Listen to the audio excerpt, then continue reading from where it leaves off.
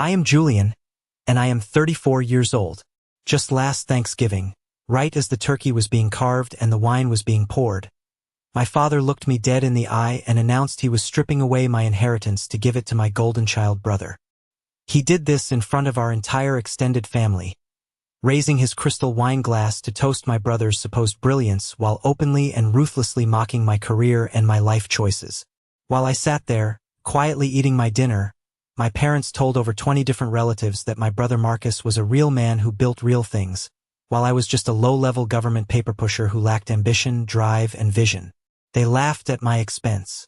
My aunts and uncles nodded in agreement, looking at me with that sickening, unforgettable mix of pity and absolute disdain. But there was one massive, catastrophic detail they didn't know.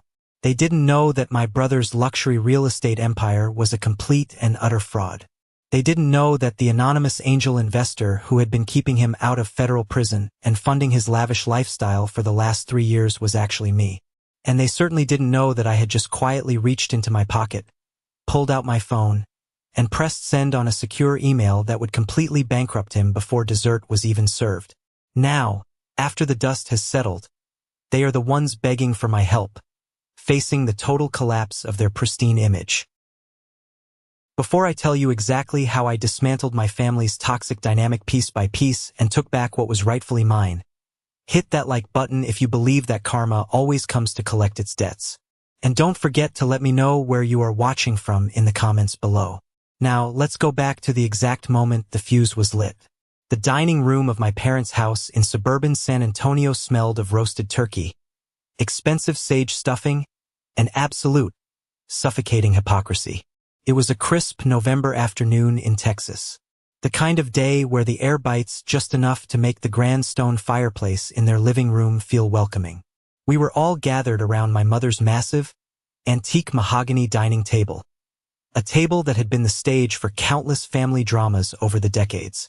Aunt Clara was there, wearing far too much floral perfume and a judgment in her eyes that never quite faded. Uncle Robert was already on his 3rd glass of top-shelf scotch, his face flushed red as he loudly debated golf swings. And sitting at the head of the table, right next to my beaming, fiercely proud father, was Marcus.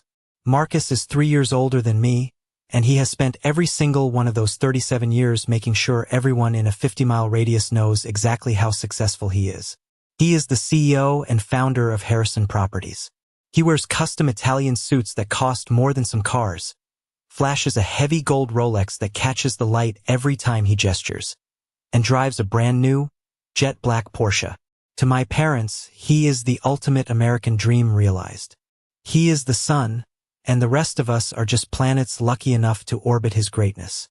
I, on the other hand, arrived at the dinner wearing a plain gray cashmere sweater and dark denim jeans. I intentionally took my seat near the end of the table, closest to the kitchen door, blending into the background as I always did. I watched the spectacle unfold with a quiet detachment. The clinking of silverware slowed as my father stood up. He picked up his wine glass and tapped his silver fork against it. The sharp, clear ringing sound cut through the loud chatter of the extended family, demanding total silence. "Family," my father began, puffing out his chest and looking around the room with the practiced gaze of a politician. "As you all know, since Grandfather Harrison passed away 2 years ago, the future of the family ranch has been up in the air. The 800-acre estate out in the hill country has been in our bloodline for 4 generations. It is a legacy of hard work, of grit, and of unparalleled vision. After much deliberation, countless late nights, and meetings with the estate lawyer, Eleanor and I have made a final decision regarding who will take over the property and carry our name into the future." He paused for dramatic effect. He let the silence hang in the air so heavily you could choke on it. Then, he looked down the long expanse of the mahogany table, past my uncles, past my cousins, landing his eyes directly on me. His gaze was cold, dismissive, and utterly devoid of warmth. "We are turning the deed over to Marcus," my father announced, his voice booming with pride. My mother gasped in delight and clapped her hands together, actual tears of joy welling in her carefully made-up eyes. She reached over and squeezed Marcus's arm. The rest of the table erupted into polite, enthusiastic applause. It just makes perfect sense, my father continued, projecting his voice so even the neighbors could probably hear the greatness of his firstborn. Marcus knows land. He knows development. He actually works hard and builds things that matter to the community. He has the entrepreneurial spirit of this family running through his veins. My father sighed heavily then, a theatrical, exaggerated display of disappointment designed entirely for my benefit. Julian, he said, shaking his head slightly, we know you have your comfortable little government desk job. You push papers. It's safe. It pays the bills and gives you a modest salary. But the ranch needs a visionary. It needs someone who isn't afraid to take risks, to get their hands dirty, and to maximize real estate value. Your brother has proven he can do that. I know you understand. Aunt Clara leaned over to me from the adjacent seat, placing a patronizing, heavy hand on my shoulder. Don't feel bad, Julian, she cooed loudly enough for the whole room to hear. We can't all be CEOs and millionaires. Someone has to do the boring paperwork and manage the files. There is honor in an honest day's work, even if it's invisible. I didn't blink. I didn't raise my voice. I didn't let a single ounce of the raging inferno inside my chest show on my face. I simply picked up my phone from my lap, unlocked the screen with my thumb, and opened my secure, encrypted email client.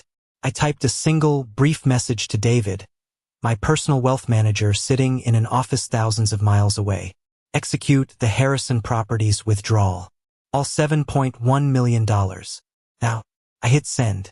I slipped the phone back into my pocket, picked up my crystal water goblet, and took a slow, methodical sip. Congratulations, Marcus, I said. My voice was completely flat, an emotionless void. I'm sure you have big plans for the land. Marcus smirked, leaning back in his grand dining chair like a king surveying his conquered subjects. Huge plans, little brother, he gloated. I'm going to bulldoze that rotting old barn, pave over the creek we used to play in, and put up 65 ultra-luxury homes. The profit margins are going to be astronomical once we rezone it. It's all about maximizing assets and knowing what things are truly worth. Maximizing assets, I repeated quietly, letting the words hang in the air between us. Exactly 1 minute and 40 seconds after I sent that email, the festive, self-congratulatory silence of the dining room was violently shattered by a harsh, aggressive buzzing sound. It was Marcus's phone. It was vibrating violently against the polished mahogany wood, disrupting my mother's attempt to pass the gravy boat. He glanced at the screen, rolled his eyes playfully for the audience, and silenced it. Work never sleeps when you're at the top, he chuckled. 10 seconds later, it rang again.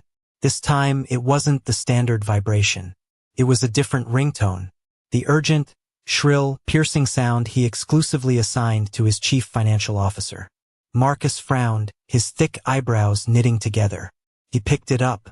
Victor, I'm in the middle of Thanksgiving dinner with my family.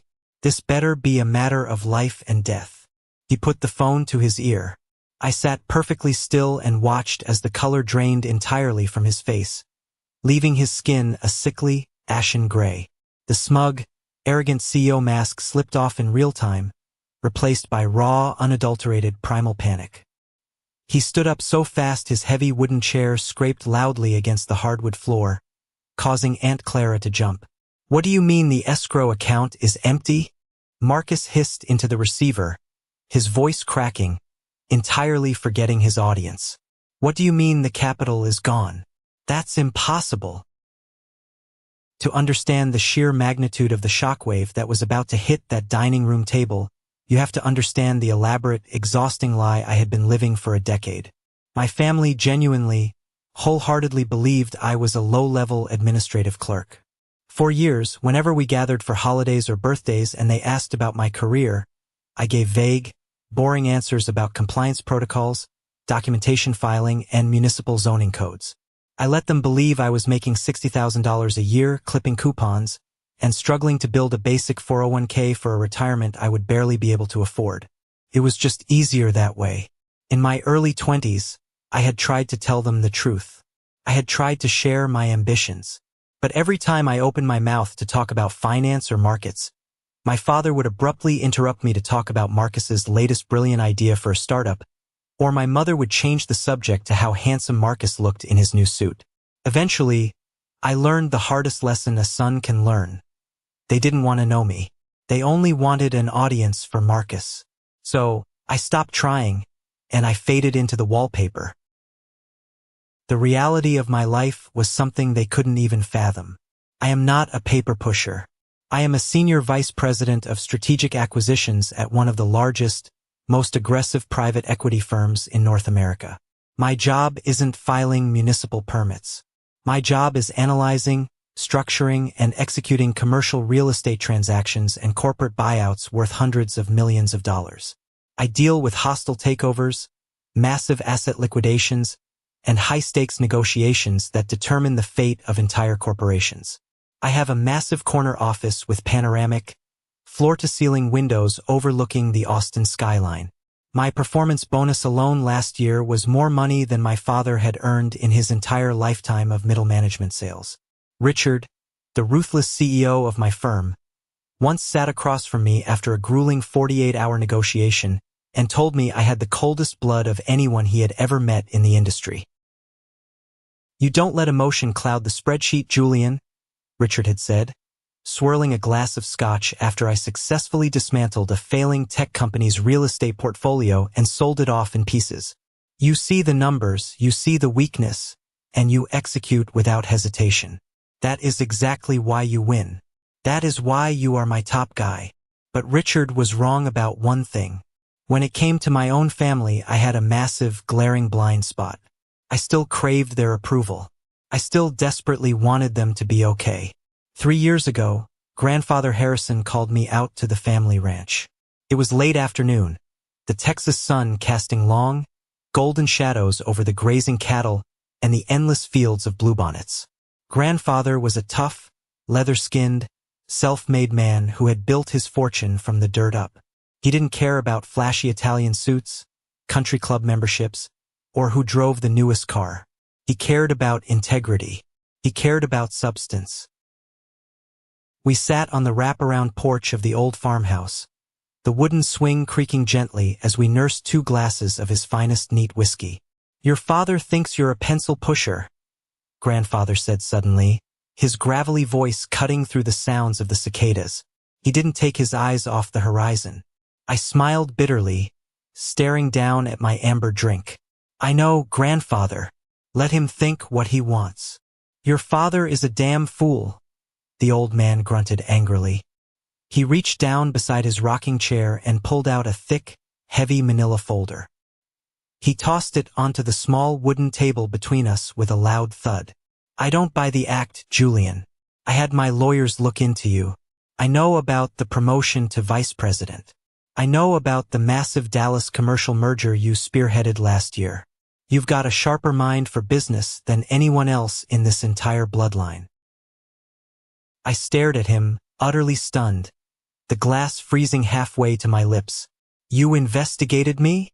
I protect my investments," he replied sharply, turning to look me dead in the eye. "And this land, this ranch, this is my greatest investment. Marcus is a peacock.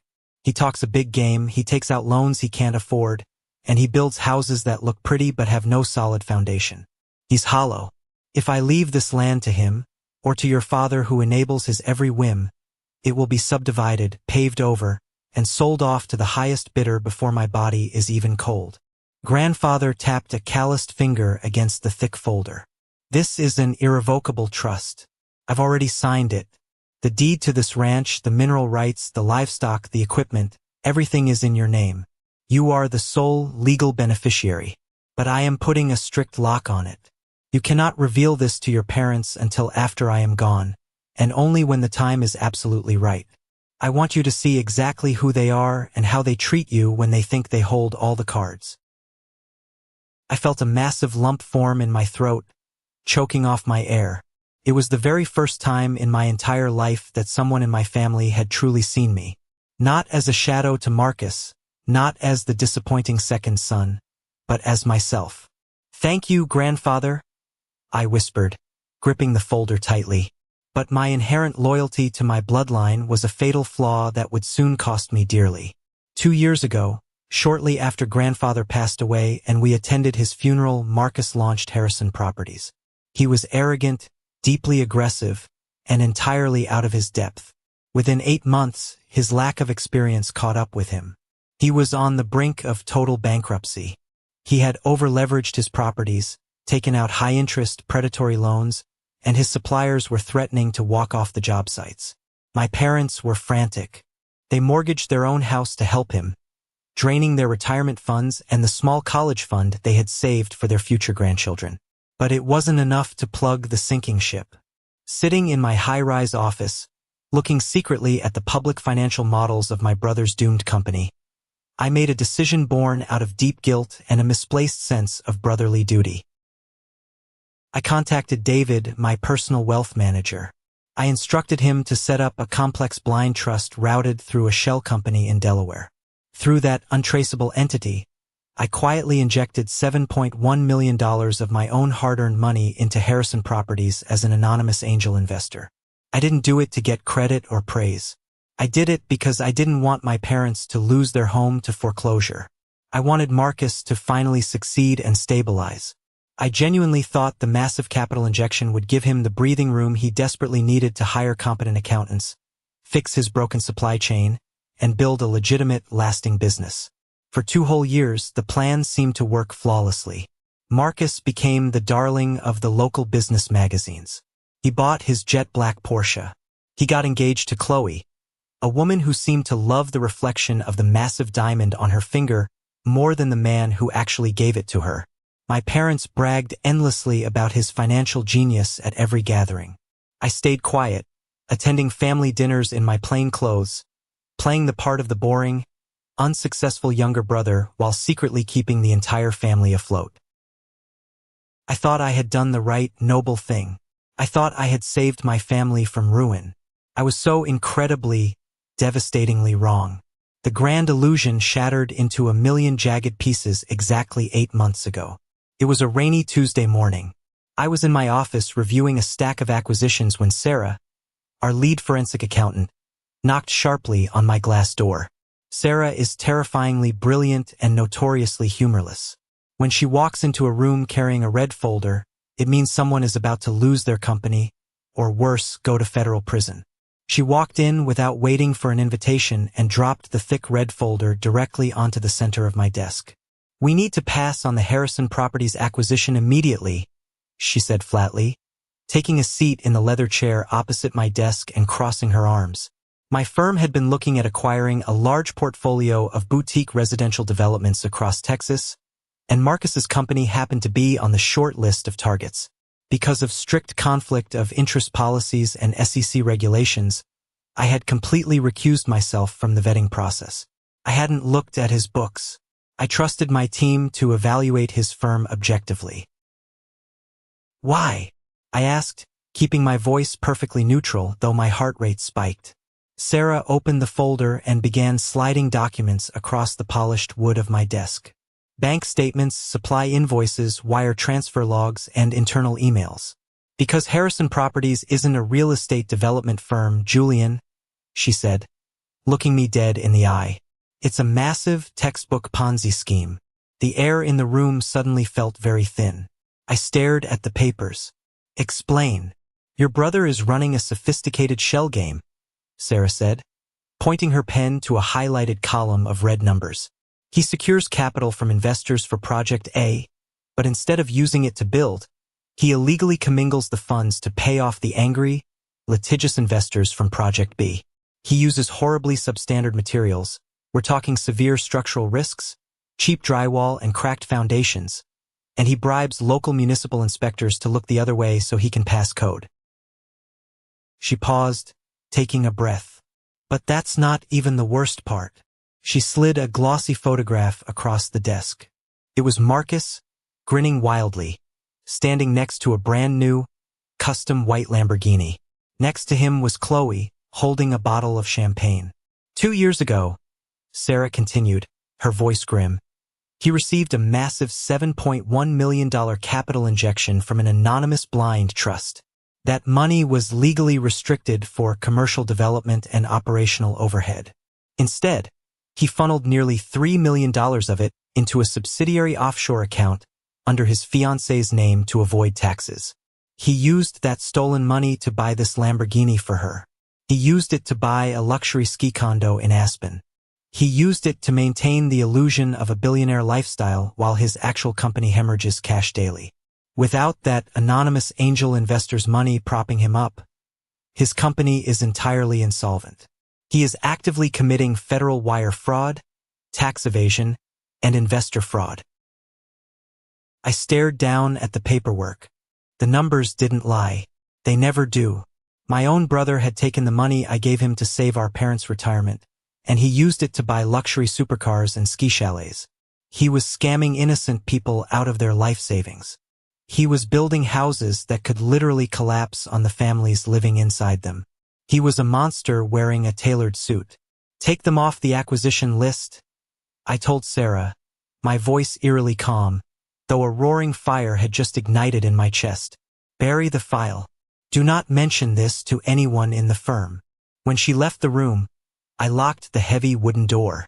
I walked over to the floor-to-ceiling window overlooking the city below. I gripped the cold metal of the window sill until my knuckles turned stark white. The betrayal was a physical, crushing weight in my chest. It wasn't just that he was a criminal. It was the absolute disrespect for the sacrifice that had been made for him. For weeks, I agonized over what to do. Couldn't sleep. If I pulled my funding, his company would collapse instantly. The SEC would investigate. He would face severe prison time, and the ensuing scandal would destroy my parents' social standing. But if I let it ride, I was actively complicit in a massive, ongoing fraud. I decided to test the waters of my family's loyalty one last time. I called Uncle Robert, the supposed moral compass and elder statesman of the family, under the guise of asking for some career advice. I casually mentioned that I had read an article in the Wall Street Journal about real estate firms over-leveraging themselves, and asked if he thought Marcus was playing it safe. "Julian, please," Uncle Robert scoffed loudly through the phone, the sound of ice clinking in his glass. "Don't be jealous. It's beneath you. Marcus is a financial genius. You should be taking notes from him instead of worrying about his business practices. Focus on your little government pension and let the big boys handle the real money." That was the exact moment the remaining warmth in my heart turned to solid ice. There was no saving them. They didn't want to be saved. They wanted to worship a false idol. The final, explosive trigger was the phone call from my father, exactly 3 weeks before Thanksgiving. "Julian," my father had said, his tone dripping with unearned authority and condescension. "Your mother and I have been talking. The ranch is simply too much responsibility to leave in limbo. We are going to officially transfer the deed to Marcus at the Thanksgiving dinner. He has the capital, the vision, and the resources to develop it properly. I'm telling you now so you don't act surprised or make a scene at the dinner table. You're giving him grandfather's legacy?" I asked, my voice tight. "To bulldoze it for a subdivision?" "To improve it," my father corrected sharply. "To bring it into the modern century. Something you wouldn't understand with your limited worldview. Don't be bitter, Julian. We all have our roles in this family. Yours just isn't leadership." He hung up without saying goodbye. I didn't scream.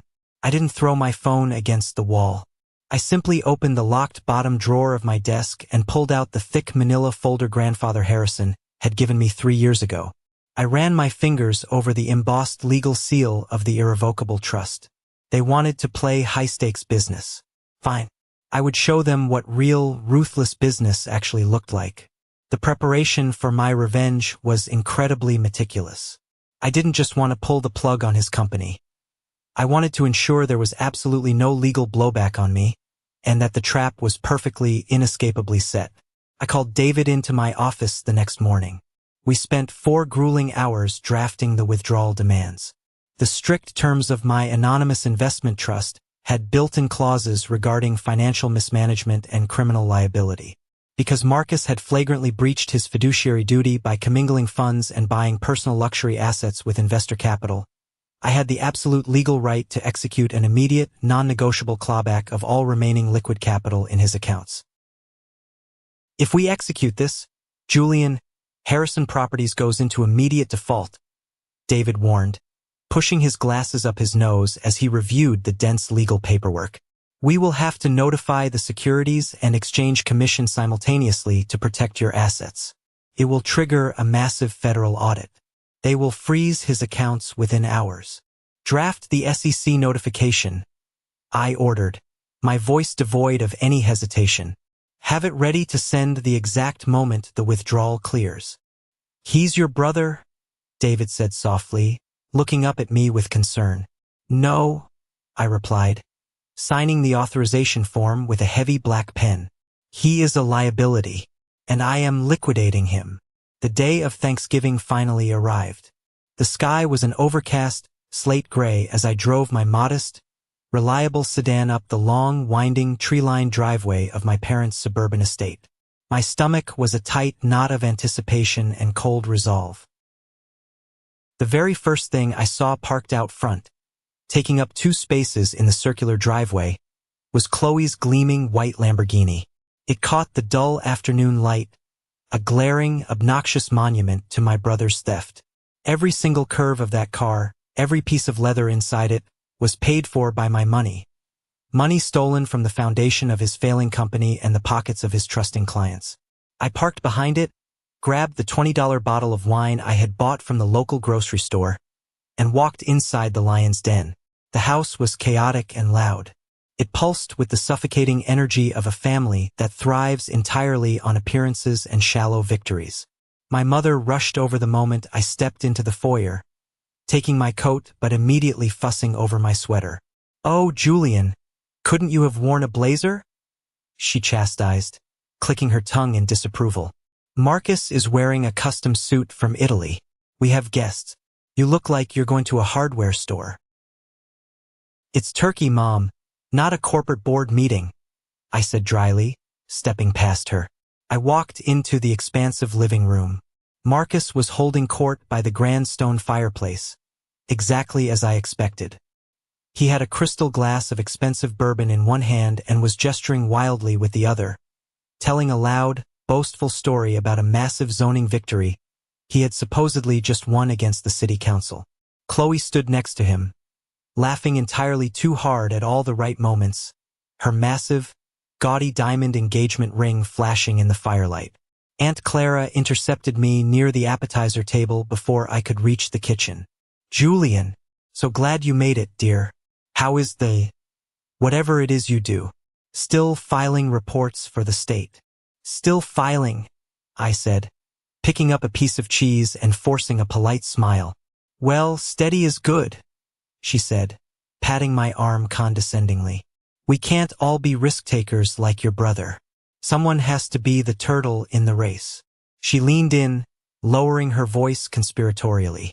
Did you see Chloe's car outside? A Lamborghini. Marcus is just doing remarkably well. It's so nice that your parents finally have someone to carry on the family name properly and provide for them in their old age. I looked across the room at Marcus. He caught my eye mid-story and gave me a condescending little salute with his bourbon glass. He excused himself and walked over, throwing a heavy, patronizing arm around my shoulders. Little brother, glad you could make it out of the cubicle, Marcus boomed, ensuring everyone in the room could hear him. He squeezed my shoulder hard, a physical assertion of his perceived dominance. I'm making a big announcement at dinner tonight. You're going to want to hear this. I might even have a low-level property management job for you if you ever want to leave the boring government grind and make some real money. I'll keep that in mind, Marcus, I said, stepping smoothly and coldly out from under his arm. I checked my watch. It was 4 p.m. The domestic financial markets were closed for the holiday, but my wealth management firm operated globally, utilizing offshore routing that never slept. David was sitting at his computer in his London office right now, staring at a screen, waiting for my signal. Everything was in place. The legal documents, the SEC filings, and the irrevocable trust from Grandfather Harrison, sitting heavily like a loaded weapon in the inside pocket of my jacket. I was standing perfectly still in the eye of the hurricane. The air around me was calm. The family was smiling, oblivious to the impending doom. The turkey was being carved in the kitchen. They had absolutely no idea that a Category 5 financial storm was currently sitting in my outbox, waiting for a single, devastating tap of my thumb. When my father finally called everyone to the dining room table, I took my seat near the kitchen door. I placed my phone face up next to my water glass.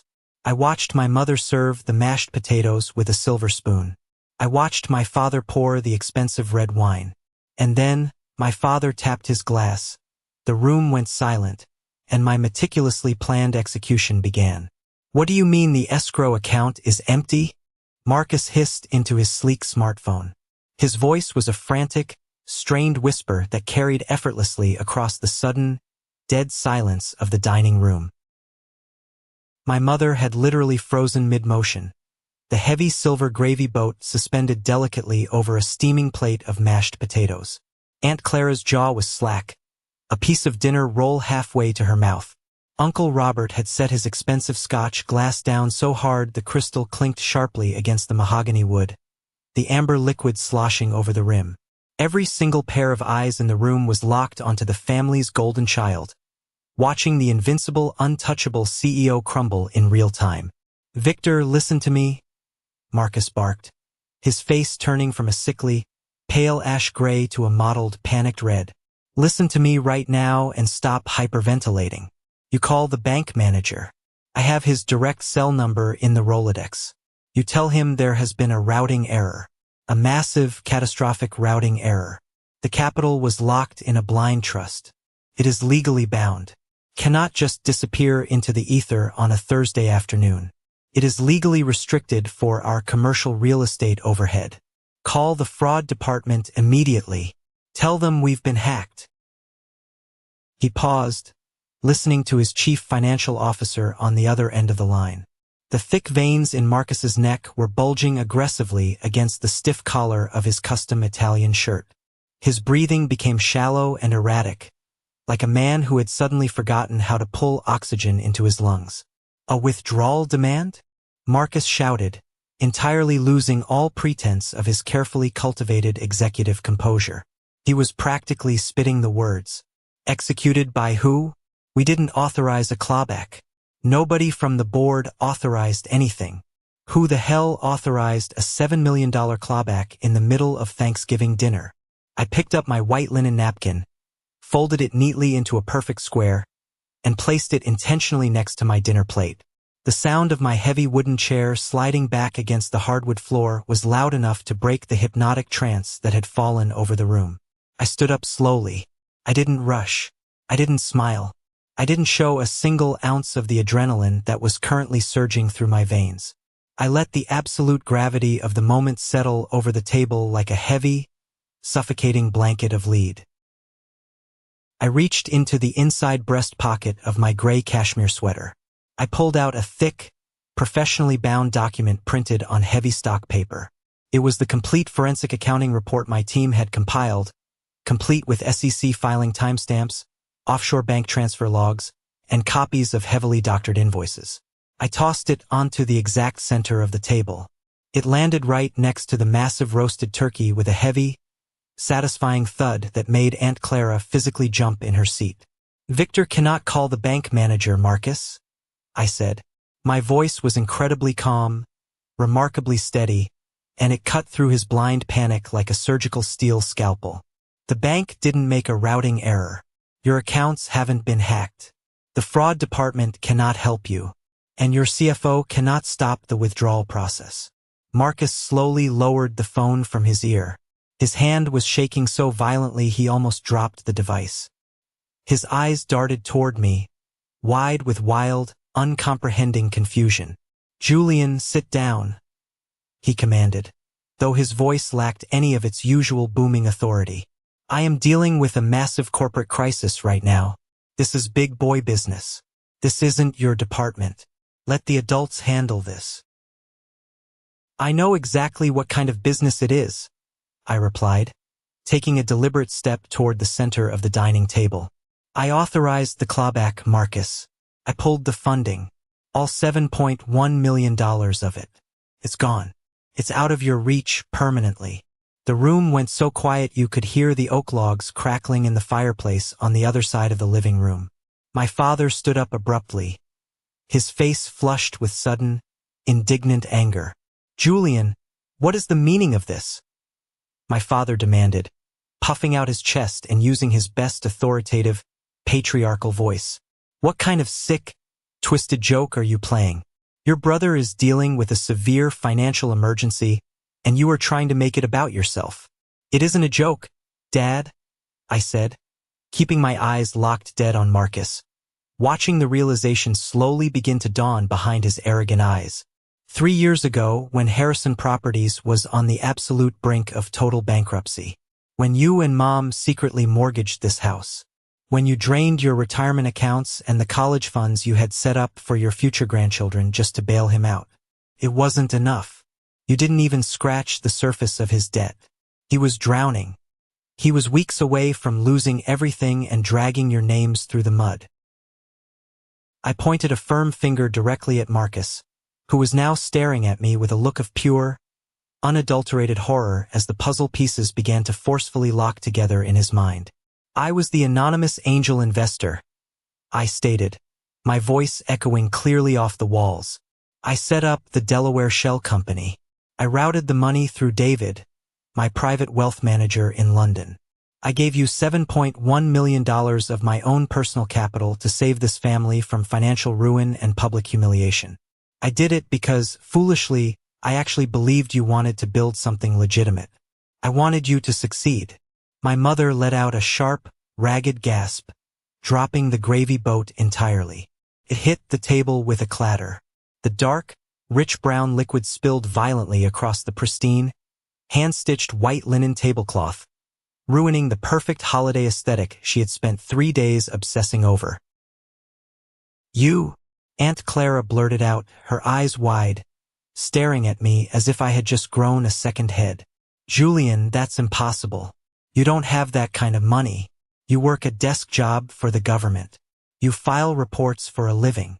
I am a senior vice president of strategic acquisitions for a global private equity firm, Aunt Clara. I corrected her firmly, refusing to break eye contact with my brother. I evaluate, buy, and dismantle companies that make Harrison Properties look like a neighborhood lemonade stand. And exactly 8 months ago, my firm was formally asked by a third party to evaluate Marcus's company for a potential multimillion-dollar buyout. I gestured to the thick red document sitting ominously next to the ruined tablecloth.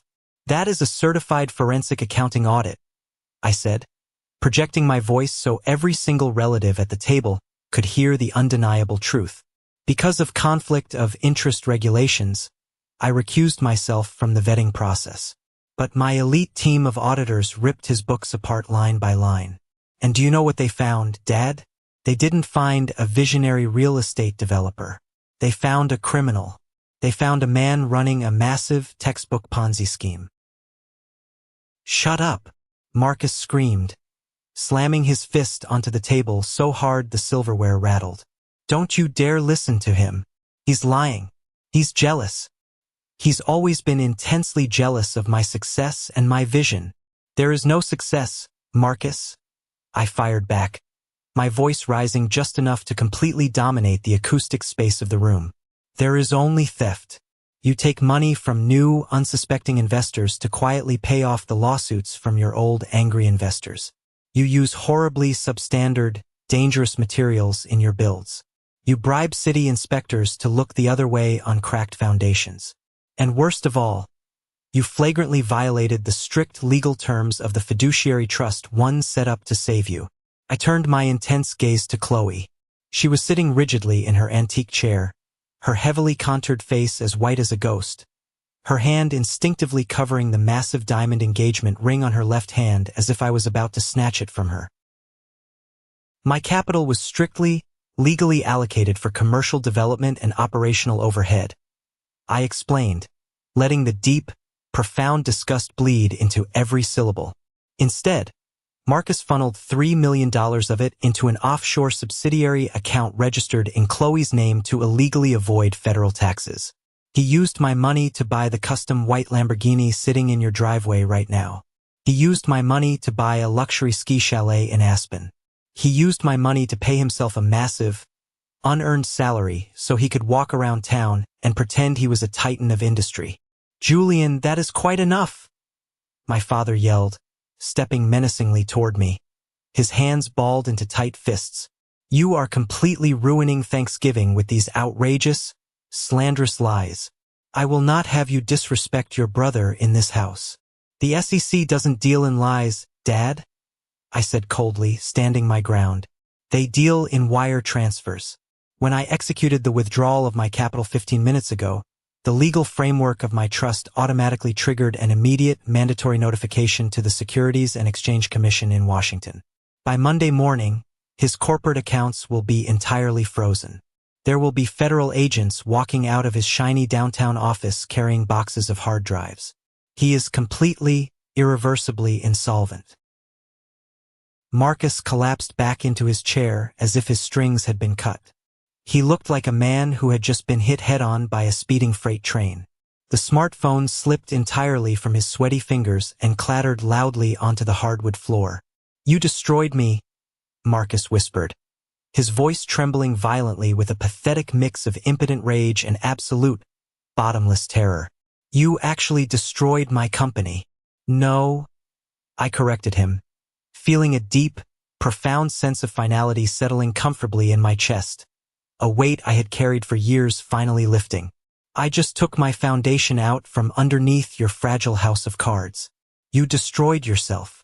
The grand, carefully curated illusion of the perfect, successful American family was officially dead on the dining room floor, bleeding out right next to Marcus's dropped cell phone. My mother began to cry, not the delicate, polite, easily dabbed tears she usually used to garner sympathy at country club luncheons, but harsh, ugly, breathless sobs of genuine, unadulterated panic. She rushed around the long table, nearly tripping over her expensive heels, and grabbed my arm. Her perfectly manicured fingers dug painfully into the soft wool of my cashmere sweater. "Julian, please," she begged, her voice high-pitched, desperate, and cracking under the strain. "Please, you have to stop this right now. Call your wealth manager back. Call him this second. Tell him it was a terrible mistake. Tell the government it was just a family misunderstanding. He is your brother, Julian. Your own flesh and blood. You have the money. You can fix this. If he goes to federal prison, the family name will be completely ruined. We will lose everything. The scandal will destroy us." I looked down at my mother's hands gripping my arm so tightly her knuckles were white. In that split second, I didn't see a grieving mother. I saw the reality of her affection. I thought about the decades I spent sitting quietly in the corner of this very house, swallowing my pride, suppressing my own achievements while she paraded Marcus around like a prize-winning thoroughbred. I remembered being bullied in high school, coming home with a bruised face, only for her to tell me to stop being so sensitive because Marcus had an important football game that weekend and I was ruining the mood. I thought about how effortlessly, how quickly she was willing to ask me to sacrifice my own professional integrity, my legal standing, and my hard-earned wealth just to protect her favorite son from the completely justified consequences of his own heinous crimes. She didn't care about the families Marcus had scammed. She didn't care about the contractors who hadn't been paid. She only cared about the family name. She only cared about the optics. I gently but incredibly firmly removed her hands from my arm and took a deliberate step back, creating a physical boundary between us. "I cannot fix it, Mom," I said flatly, my voice devoid of any warmth. And even if I possessed the power to rewind time, I wouldn't do it. I gave him $7 million of my own money to build a lasting legacy. I gave him a lifeline that nobody else in the world would have given him. And he used it to buy a Lamborghini, live like a king, and commit felony fraud. I am officially done enabling him. I am done being the silent, invisible safety net for his massive ego. My father's face contorted into an incredibly ugly mask of pure, unbridled rage.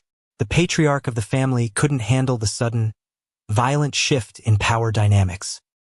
He couldn't handle the undeniable fact that the son he had repeatedly dismissed as a loser, the son he had just publicly humiliated minutes ago, was standing in his dining room holding the executioner's axe over his golden child's neck.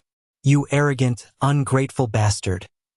My father spat, pointing a trembling, furious finger inches from my face. "You think you can just waltz in here on a holiday, destroy your brother's life, tear this family apart, and act like you are the supreme moral authority? You are dead to me. Do you hear me? You are completely and utterly cut off from this family. I will contact the estate lawyer first thing tomorrow morning. You are officially written out of the will, and you can absolutely forget about getting your hands on a single acre of grandfather's ranch. The inheritance goes to Marcus to help him rebuild his business. Now get the hell out of my house." I stared at him. I let his hollow, desperate threats echo in the silent, tense room. This was the moment I had waited for. This was the exact, undeniable scenario Grandfather Harrison had predicted 3 years ago sitting on that creaking porch in the hill country. Grandfather knew exactly how they operated. I didn't flinch. I didn't raise my voice to match his screaming. I reached into the inside pocket of my jacket for the second time. I pulled out the heavy, legally bound manila folder that had been sitting in my office safe for 3 years. I held it up high for the entire room to see. "You cannot write me out of the inheritance regarding the ranch, Dad," I said, my voice dropping an octave, ringing with an absolute, unshakable authority that made him freeze. "And you certainly cannot give it to Marcus." My father scoffed, a nervous, erratic, dismissive sound. "I am the executor of your grandfather's estate, Julian. I make the final decisions. I hold the power." "No, you don't," I replied smoothly. I tossed the manila folder onto the table, placing it right on top of the red forensic accounting report. "That is an irrevocable trust document. It was signed, notarized, and legally filed with the county clerk 3 years ago by Grandfather Harrison. He knew exactly what Marcus was. He knew Marcus was a fraud who would pave over a century of our family's history just to make a quick buck and fund his lifestyle. And more importantly, Grandfather knew that you would stand by and let him do it. My father stared down at the folder as if it were a highly venomous snake coiled on his dining table. He didn't move to touch it. His bravado was rapidly evaporating, replaced by a creeping dread. "For those who don't understand trust law," I said, addressing the room but keeping my eyes on my father, "an irrevocable trust cannot be modified, amended, or terminated without the permission of the grantor's named beneficiary.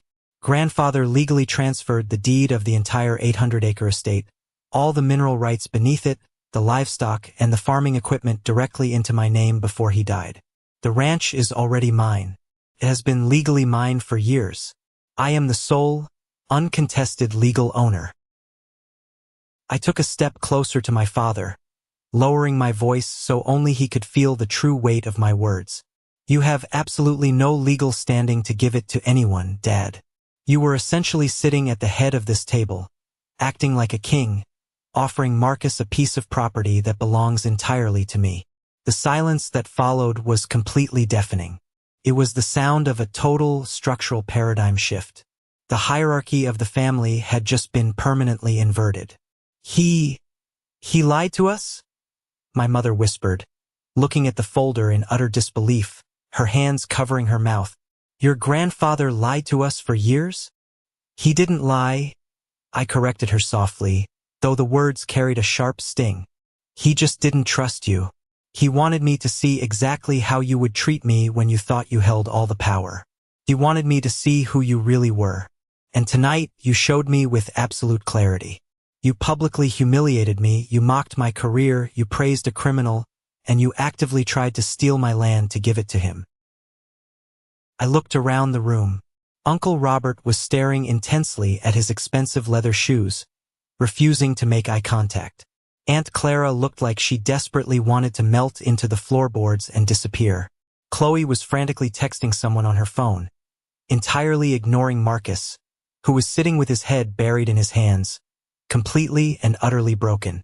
"I am setting a permanent boundary right here, right now," I said, my voice echoing in the large dining room. "I am walking out that front door. I will not pay for any defense lawyers. I will not post his bail. I will not answer any of your phone calls when the press gets hold of the bankruptcy filings on Monday. You chose your visionary. You chose your golden child. Now you can deal with the fallout together." I turned my back on them and walked out of the dining room. I didn't look back when my mother started screaming my name, her voice cracking in pure hysteria. I didn't stop walking when I heard the distinct sound of a crystal wine glass shattering violently against the wall. I walked out the front door, into the crisp, biting evening air, and as I walked toward my car, I felt lighter than I had in 34 years. Let's pause for a moment. Thank you for staying with me this far. You're truly amazing. Please help me by liking the video and commenting the number 1 below so I know you've been here with me until this point. This not only helps more people discover this story, but also lets me know that my experiences mean something to someone. Your support is the greatest motivation for me to keep sharing the rest of this journey. The fallout from that Thanksgiving dinner was swifter, far more brutal, and vastly more public than even my most cynical financial projections had anticipated.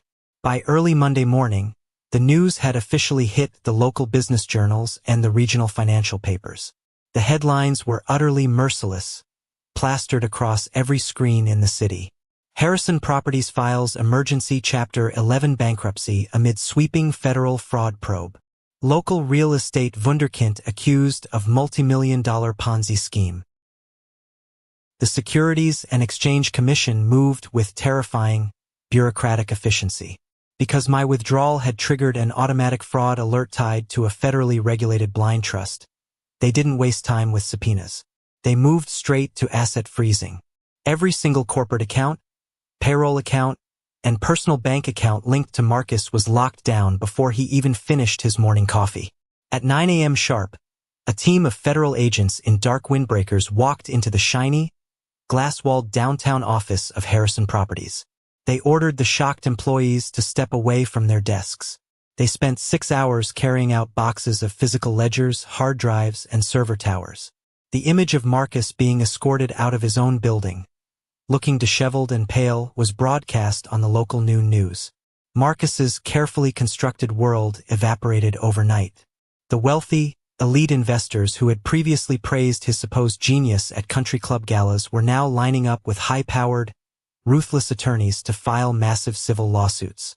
The local contractors, the plumbers, the electricians, the carpenters, who had been continuously stiffed on their payments, immediately padlocked the active construction sites, spray-painting "thief" across the plywood boards of his half-built luxury homes. But the deepest, most devastating betrayal for Marcus didn't come from the government or the angry courts. It came from inside his own house. Chloe, the woman who had happily spent stolen investor money on designer clothes, first-class flights, and luxury vacations, proved very quickly that her loyalty was entirely transactional. The moment the SEC began aggressively looking into the offshore subsidiary accounts registered in her name, she panicked. She realized she was facing potential jail time as an accessory to wire fraud. She didn't stand by her man. Instead, she hired a ruthless, highly expensive criminal defense attorney and immediately struck a deal with the federal prosecutors. In exchange for full legal immunity and a promise of no jail time, Chloe handed over absolutely everything. She provided the secondary hidden ledgers. She handed over thousands of incriminating emails. She provided text messages where Marcus explicitly admitted to using new investor money to pay off old debts. She handed the prosecution a perfectly wrapped, undeniable case. She broke off the engagement via a formal, cold letter delivered by her lawyer to Marcus's holding cell. She packed her designer bags and left him. But she didn't get to keep the spoils of his crimes. The federal government ensures that crime doesn't pay, at least not when they catch you. I received a highly satisfying update from David, my wealth manager, 2 weeks later. The bank, working in direct tandem with the Federal Asset Forfeiture Division, moved aggressively to repossess all the luxury vehicles bought with the stolen funds. It happened on a Tuesday afternoon. The custom white Lamborghini was loaded onto a heavy flatbed tow truck right out of my parents' suburban driveway, where Chloe had abandoned it to avoid being seen with it. My mother had to stand on the porch and watch it happen in front of the entire neighborhood. Marcus's beloved, jet black Porsche suffered the exact same humiliating fate, towed away from his luxury downtown condo while local news cameras, tipped off by an anonymous source, filmed the entire spectacle. My parents were utterly, comprehensively devastated. The pristine social standing they had spent decades meticulously cultivating crumbled to dust in a matter of days. They could no longer attend their prestigious country club dinners. They couldn't show their faces at the neighborhood homeowners association meetings without facing the burning, judgmental stares of people who had actively lost their life savings investing in their son's fraudulent company. Worse still, the financial reality set in. Because my parents had secretly mortgaged their fully paid-off home to bail Marcus out in the early days of his failing business, they were now facing a severe financial crisis of their own. The bank called in the loan. With Marcus's assets frozen and the civil lawsuits piling up, there was no money to pay the mortgage. The comfortable retirement they had planned, the safety net they thought they had, was entirely gone. They were forced to put the house up for sale at a massive loss just to avoid foreclosure. I watched it all unfold from a distance, reading the legal briefs and the news articles from the quiet comfort of my office. I felt absolutely no joy in their suffering. I took no pleasure in watching my parents lose their home. But simultaneously, I felt absolutely no guilt. I had tried to save them. I had given them 7 million reasons to succeed. They had chosen to worship the illusion of success instead of respecting the reality of hard work. They had dug their own graves, and I was simply refusing to jump in the hole with them. Instead of dwelling on the destruction of my past, I poured every ounce of my energy into the creation of my future.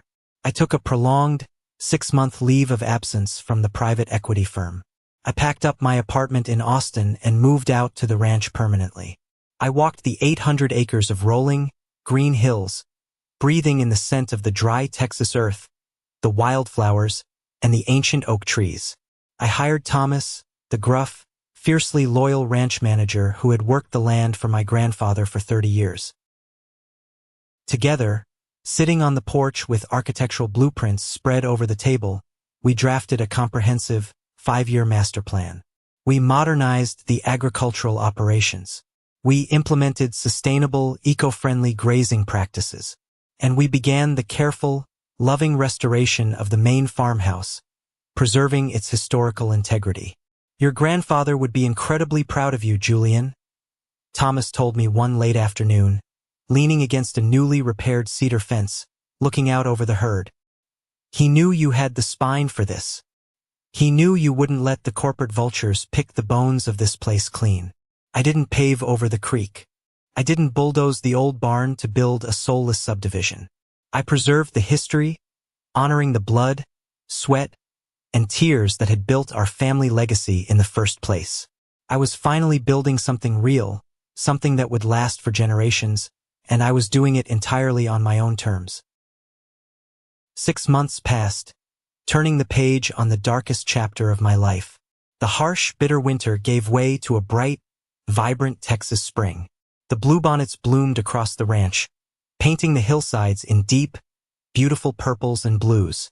Marcus was officially indicted by a federal grand jury on 34 counts of wire fraud, tax evasion, and defrauding investors. Because of the overwhelming evidence, mostly provided by his ex-fiancée Chloe, his legal team advised him to take a plea deal. He was facing significant federal prison time, likely a minimum of 8 to 10 years. His high-priced defense attorneys were bleeding my parents dry, taking whatever small scraps of savings they had left after the sale of their home. They had moved into a small, cramped apartment on the outskirts of the city. Meanwhile, my career reached heights I had never even dreamed of. Richard, the CEO of my private equity firm, formally announced my promotion to executive managing director of the entire Southern Division. I was featured on the cover of a prominent national financial magazine, recognized for successfully navigating an incredibly complex, billion-dollar corporate merger that completely reshaped the commercial real estate landscape across 3 states.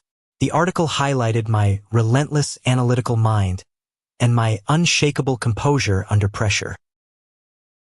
The exact day the magazine hit the newsstands across the country, my cell phone rang. I looked at the caller ID. It was my mother. I didn't answer. I let it ring until it went to voicemail. I sat at my massive, hand-carved oak desk in the newly renovated study at the ranch, looking out the large bay window at the horses grazing peacefully in the pasture. I tapped the screen and played the voicemail on speakerphone. Julian. My mother's voice trembled through the tiny speaker. She sounded incredibly old, deeply exhausted, and uncharacteristically fragile. The haughty arrogance was completely gone. I saw the article in the magazine at the grocery store today. We are so incredibly proud of you. We always knew you were smart. Your father and we were wondering if you would be willing to meet us for coffee this weekend. We miss you terribly. The apartment is so quiet. And Marcus's legal fees. We are struggling so much, Julian. We really need our family to be united right now. Please call me back. We love you. I listened to the recording twice.